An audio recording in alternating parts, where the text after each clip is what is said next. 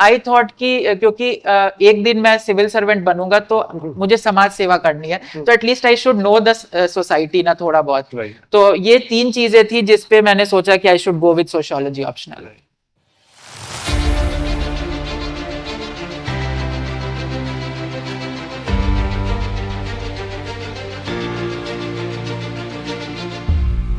कि बैकग्राउंड नहीं है सोशियोलॉजी में, क्या करें? उज्ज्वल, तुम्हारा बैकग्राउंड था सोशियोलॉजी में? नहीं सर। इंजीनियरिंग बैकग्राउंड आना, ओके।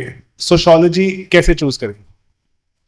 सर सबसे पहले मैं ये बोलूंगा, सबसे ये है कि अगर आप फिर चुनते हो तो क्या बेसिक तरीका होगा उसको अप्रोच करने का, कैसे उसको टैकल करेंगे? ठीक है मैं बताता हूँ। सर सबसे पहले आई वुड से, क्योंकि मैंने बोला कि मेरे जो लाइट हाउस मैं बोलूंगा that is syllabus and the PYQs।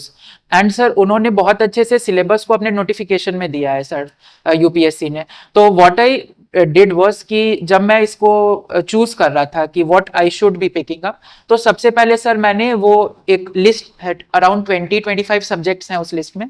तो सर सबसे पहले तो मैंने जो सब्जेक्ट्स बिल्कुल जिनमें आइडिया नहीं है उनको एलिमिनेट ही कर दिया, कि because I don't have it, because agriculture, animal husbandry, forestry, geology, तो I thought कि ये काफी टेक्निकल है, तो I would not be going with that।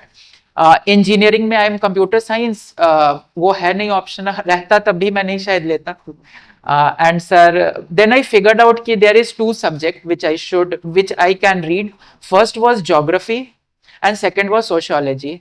Sir geography क्योंकि थोड़ा मुझे लगा कि थोड़ा साइंस से लिंक कर सकते हैं थोड़ा, तो आई स्टार्टेड रीडिंग इट। थोड़ा मैंने NCERTs वगैरह पढ़ी, फिर उसको मैप करने की कोशिश की with the syllabus. And sir फिर मुझे लगा कि नहीं, ये काफी मतलब it is something which NCERT what they are giving and what the syllabus is, उसमें जमीन आसमान का अंतर है। एंड सर सेकंड मैंने सोशियोलॉजी, मतलब स्टार्टिंग में ही मैंने ये 2 सब्जेक्ट फिगर कर लिए थे। तो सर जब सोशियोलॉजी का मैंने सिलेबस देखा तो सर कुछ तो ऐसे टॉपिक्स मुझे देखने से लगे प्राइमा फेसी, वो ऐसा लगा कि I know about it, I can write about it. Sir जैसे पेट्रियार्की है, फिर रिलीजन के बारे में, 2 रिलीजन को पढ़ने पे वो काफी टेक्निकल है बट देखने से लगता है कि शायद वी नो इट। फिर सर थोड़ा मुझे स्ट्रैटिफिकेशन का आइडिया था, सोशल स्ट्रैटिफिकेशन हो गया।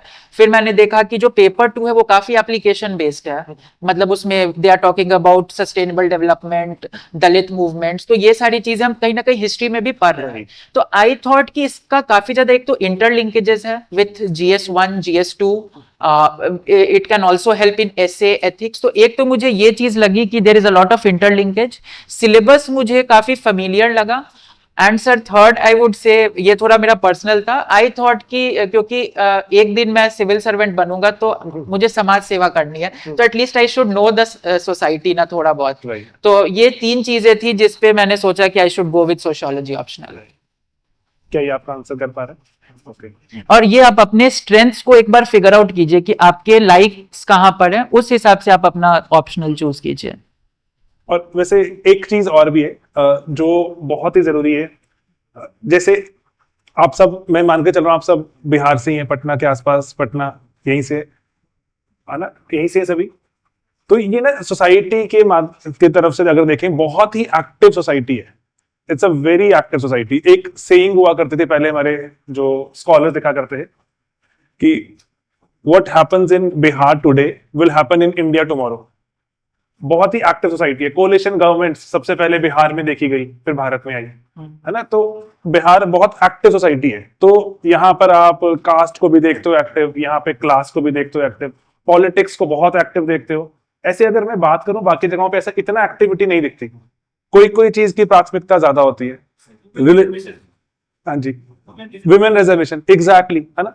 तो इसीलिए बहुत ही एक्टिव सोसाइटी है। बहुत सी चीजें तुम्हें इमेजिन करने में प्रॉब्लम ही नहीं होती। अगर जैसे अगर मैं पंजाब से आता हूँ, पंजाब में कास्ट एक्टिव है लेकिन बहुत एक्टिव नहीं है।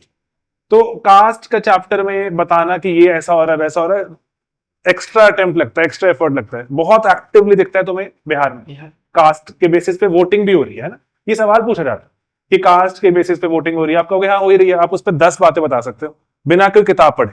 तो एक्टिव सोसाइटी होने का तुम्हें फायदा मिलता है। तो ये एक मुझे वो भी लगता है कि आइडिया की particularly a lot of students, हम जैसे हम पढ़ाते हैं, हमारे बहुत सारे east eastern part of India से बहुत स्टूडेंट्स होते हैं जो सोशियोलॉजी ऑप्ट करते हैं, Yes. तो ये वन ऑफ द रीजंस हो सकता है कि एंड सर सोसाइटी एक रीजन और है कि when going through the syllabus, sociology का सर सिलेबस काफी शॉर्ट है, प्रिसाइज है, and it is very easy to cover in a short duration. Right.